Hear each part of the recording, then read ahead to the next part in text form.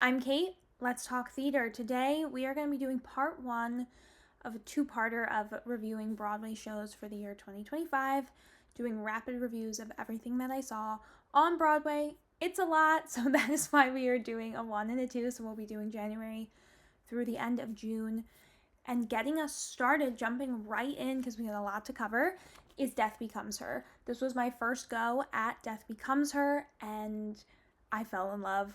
I was front row too, which was amazing. It was a lottery win. And I knew I'd have a good time. Like, I knew I would love Death Becomes Her.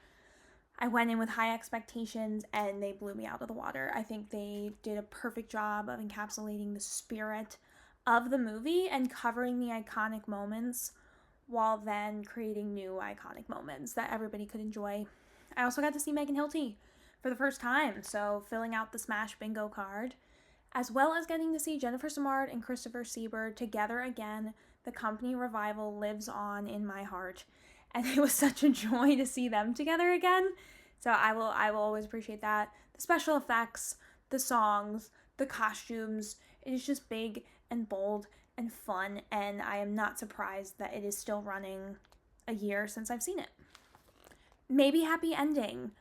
I loved Maybe Happy Ending. This was my second time seeing it. Darren Criss, Glee Bingo card. You know we have to have the mention. I think Maybe Happy Ending is so clever in how it uses tech. We're seeing a lot of tech, a lot of projections in Broadway, and some of it feels tacky, overdone, out of place. This is a show that I think does it right. It feels like it fits in. I also love that the music feels so fresh and modern that it's almost looped back to feeling classic, especially in the vocals. This is not a show where everybody is belting to the heavens, trying to scream the highest note that they can, and that's very refreshing. Not that I don't love those moments, but it does feel classic in the vocal stylings of the characters, and I really appreciate that. Then we have Hadestown. This was my 7th time seeing Hadestown, trying to see Carlos Valdes, but failing. That is okay because I got to see otherwise a new cast. I got to see Timothy H. Lee as Orpheus, but I also got to fall in love with some lovely new faces. I got to see Lilias White again as Hermes, who I love her to death. And Hadestown is a great show. This was my 7th time. You will see Hadestown again in this lineup. I think it's a show where the characters are general enough in their characterization that it really invites new and fresh interpretations. And so you can see Hadestown over and over again with all different casts, all different kind of mixes of different cast members, and you're going to have a different experience every single time because they're always bringing something new and fresh to the characters. The show is also very open to different vocal styles, ways to sing the songs, notes to change up, all of these different things that, again, just keep it fresh. It always feels new. Everybody's interpretation always feels like I am watching the show for the first time, and that's an incredible thing. That's theater. That's the point of theater. Gypsy. I'm not gonna lie, I feel like I was having an out-of-body experience during this show. This was my first time seeing it. We'll talk about it again later. I had seen Audra McDonald in concert, but never seen her perform in character. And I think I was just so blown away. Like, I wasn't even processing what was happening. I was simply experiencing. It was also a joy to see Danny Bernstein, who I'd seen in Moulin Rouge many moons ago, and Jordan Tyson and Joy Woods. Getting to see them after getting to see them so many times in The Notebook and falling in love with that show, getting to see them together again. Their voices just blend in a way that is so magical to the ear, and I just want them to work together forever and ever. Redwood. I enjoyed Redwood for what it was. A lot of people didn't like Redwood. I had a decent time. I will say I won the lottery and I was front row. I do think that shaped my experience, getting to just be front row to the incredible cast and to the very interesting use of projections and tech that they did have with the trees and everything. I do think that gave me a little bit more of an enjoyable experience. I got to kind of experience some of the projections happening around me, and that wouldn't have really happened even just like third row and back. So I do feel like I had a little bit of bias there, which is not, I mean, shows are always going to have a little bit of a different experience depending on where you're sitting, but I do wonder if that was like particularly impactful. Like Idina Menzel belting her face off 3 inches from me, like I'm gonna have a good time. Like that's just what it is. I also loved Kayla Wilcoxon. Their songs were incredible. It was vibes. It was vibes. It was a show that I didn't walk away with much, but while I was there, I was having a good time. Boop. I went and I saw Boop. I think I saw Boop towards the end of previews. I enjoyed Boop for what it was. It was a fun family musical. I can see why it didn't really catch on. They've announced a tour. I could see it touring better than its time on Broadway, like more favorably. I also, and you will almost never hear me say this, I think Boop would make a better movie musical. I think they could really play with the cartoon of it all, kind of a la Enchanted. And again, you'll like almost never hear me say that, but I think this could be the one. I appreciated the famous, it blew me away, the famous color changing moment in the show. I appreciated tap dancing. Jasmine Amy Rogers is a star, and it was just an honor to see her in her first big thing, her kind of claim to fame. So yeah, I think Boop was all right. It was all right, but it was a show that I didn't feel the need to see again. I feel like it was great for what it was. But again, I would love a movie musical. Then we have Cabaret. This is when I saw Orville Peck. I was hoping to see Eva Noblezada, but I did not end up seeing her. I ended up seeing Paige Smallwood, who was incredible. I was not familiar with her before coming in. This was my first time seeing Cabaret. I loved the immersiveness of it all. I just love what they're doing. This is a great show. This is a fantastic show. I had seen it regionally a few years prior, so it was familiar, but it wasn't a show that I like knew. I didn't really know the songs. I've never seen the movie. I still haven't. And so it was a great production. I think Orville Peck, particularly, having now in hindsight seen it with a different cast as well, Orville Peck made this production for me. His specific characterization of the MC is what made this production for me. I will admit that. It's a role that can be changed by the slightest of inflections and delivery and an ad-lib here and a moment there. So I really felt like specifically Cabaret under Orville Peck's interpretation of the MC was an incredible performance. The aggression in his MC really matched what we needed to be seeing and sitting with in March of 2025 through July-ish, I think, or August, when he was in it until. So, incredible work. The last 5 years, I made like an hour-long video reviewing the last 5 years. I did not love this. I thought the interpretation was not for me. I didn't like that they were on stage together. I think it pulled away a lot from how we're supposed to be perceiving their stories as their perceptions, their biases. I felt like it was too grounded, and Nick Jonas was not great. Nick Jonas was not great. I think that Jason Robert Brown, when he writes a note to be belted, to be falsetto, when he has these notes go up and those go down, I think that is intentional and that has meaning for what the character is going through, and Nick Jonas didn't have the range for it. And maybe if he had been paired with someone else who like matched his range and his energy, it wouldn't have been as noticeable unless you're like super obsessed with the last 5 years. Maybe like the average fan could have sat there and felt cool with it. But Adrienne Warren was giving full range, powerhouse moments, the big build up of the song, and Nick Jonas could not build up the song moving too fast is, I think, a great example of that. If it doesn't really give us that like build up, that crescendo up, it just kind of falls flat. If it kind of stays here the whole time, you're not getting excited with him, you're not feeling it. Like, there's so much feeling behind the notes it's being sung as intended. Jason Robert Brown like put his stamp on this, so I don't know, maybe it was just so it could get to Broadway. I really don't know, but this was not for me. There were moments where I was just like, I don't like the way this sounds. Floyd Collins was another one that was just not for me. I felt like it just lacked direction. I felt like not direction as in the director of the musical, I mean the plot book concept itself lacked focus. Is it about Floyd? Is it about the family? Is it about the spectacle?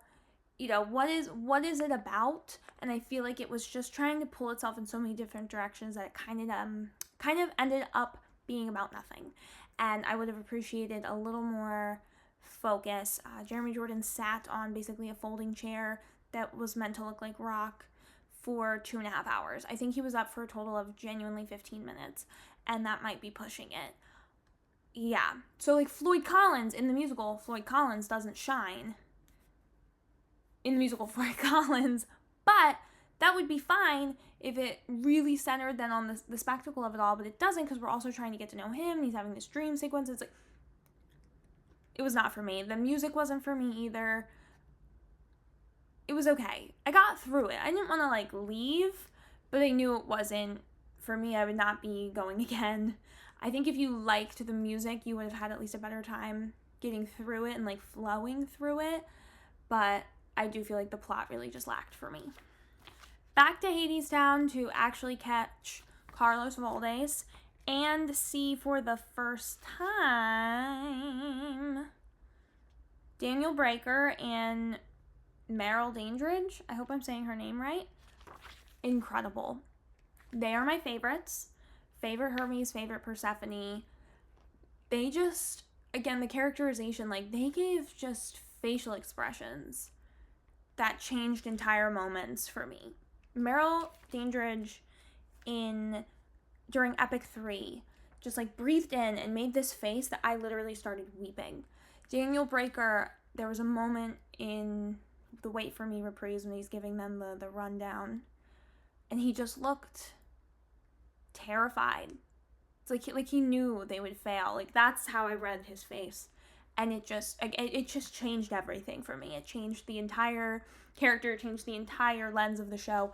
I mean, the fact that they could do that they could just change everything in a moment was incredible. I would have gone back and seen them a million times if I could. I just saw Hadestown in the West End, and it was announced that Daniel Breaker has gotten started. It was like 2 weeks after I saw it, and I was like, that is the worst timing. Like, I was killed to see him again. So incredible. And again, just a testament to how crucial these little moments are in a show like this, where you have the freedom to make those choices, and how going back again and again can be so refreshing and just change your entire experience watching the show.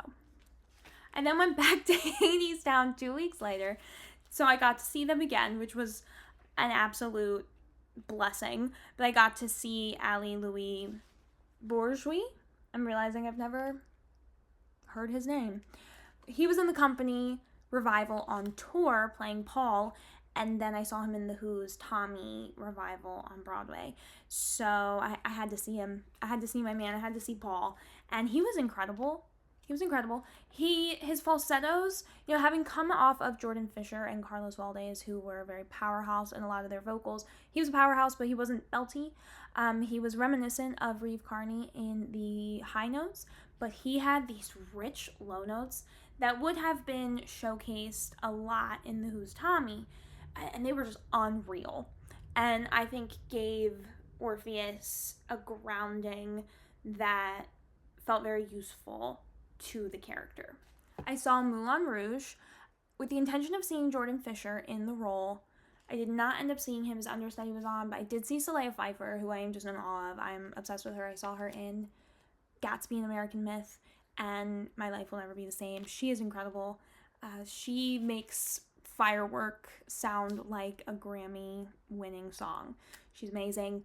I did unfortunately see Boy George. I never intended to see Boy George. I was against his casting. I thought he had already been gone. I misremembered the dates. I had to sit through Boy George, and I continue to stand by the fact that Moulin Rouge should be ashamed, and I don't say that lightly, with his casting, not just because of his horrific past, but because he has no talent left in his body. He genuinely wasn't doing movement or choreography. He was barely singing. He wasn't acting. He was just reciting lines. I was watching the actors respond in the way that they're supposed to in the script, but he wasn't doing the thing that he was supposed to respond to. Andy Curl is a saint for acting against this man. I can only imagine what people, in the group chat said every night as this happened. Absolutely just disturbing. Shame on Moulin Rouge. I got myself back to Cabaret because my friend saw Eva Noblezada and Orville Peck, and I asked her, is it worth it to see her? I love her. I saw her in Hadestown and The Great Gatsby. Do I need to go back? And she said yes. So I got myself back. I won the lottery. Great seats. Great time. And she was so worth going back for. She is incredible. Her Sally Bowles was amazing. Her Cabaret, the song, sent me into fight or flight. That's the only way I know how to describe it. I just was overtaken. I was scared, concerned, excited, just everything. She was amazing, and it really solidified my love, again, for Orville Peck's interpretation of the character even further. Oh, my leg is so asleep. Now we have Sondheim's Old Friends. This healed me. I was in a rough go of it when I saw this show. Yeah, I just had to check the date. I was in a rough place. And so to see a show that highlights not only Sondheim, but specifically highlighted the shows Company, Into the Woods, and Sweeney Todd, that was so special to me, knowing that in New York we had the recent revivals of Company, of Into the Woods, of Sweeney Todd. I saw Company 13 times, Into the Woods 4, and Sweeney Todd 4, and loved them. And they brought me such a joy, and they were happy times in my life, right? So to see a show that highlighted those, and I got to in a little way relive some of them, as well as experience all kinds of incredible Sondheim work. It was amazing. To get to say that I saw Bernadette Peters on Broadway was something I never thought I'd be able to say. Lea Salong, just incredible. I discovered some incredible Sondheim actors. Just fell in love with some of these musicals all over again. And it has really inspired me to dig a little bit deeper into Sondheim. I sort of have just kind of discovered the things that have been around, but this has kind of pushed me to keep pursuing more. I've gotten some of the books, and I'm just going to keep falling in love. I saw it again 3 weeks later because it was that good, and it didn't have much longer in its run.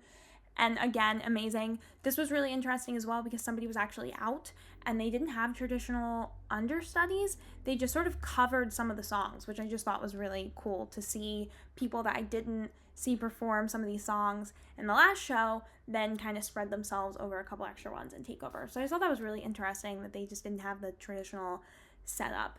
And again, just amazing. I feel like this just loss of Sondheim, the loss of his work, or at least more work,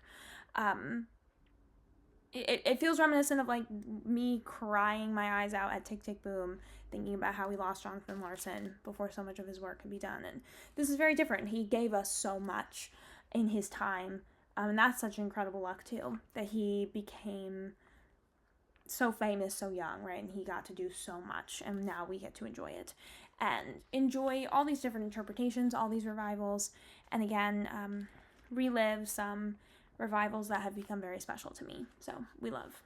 All right, so that is what I have for you today. That is part 1. This is my first half of the year of theater. I definitely feel like for Broadway at least, the first half of the year was way busier than the second, which I feel like usually isn't the case, right? Because I feel like a lot of things come into April and May, and then that trickles into the year. But I think famously right now, fall on Broadway has been a little bit quieter. Likely a little bit of just like post-COVID, kind of a little less of a rush to get things in. Maybe people are trying to just wait to kind of do the last minute April, try to get things on the Tonys. Maybe things closed sooner than expected. I don't know. But yeah, first half of the year a little bit busier than the second half is going to be. But I thank you for watching. I would love to hear if you saw any of these shows, what your thoughts are. This is a great half a year of Broadway. So if you are interested in seeing part 2, please subscribe, like, share, comment, do all of those things. I really appreciate your time sitting with me and chatting today about some theater. And I will see you next time to talk more theater. Bye!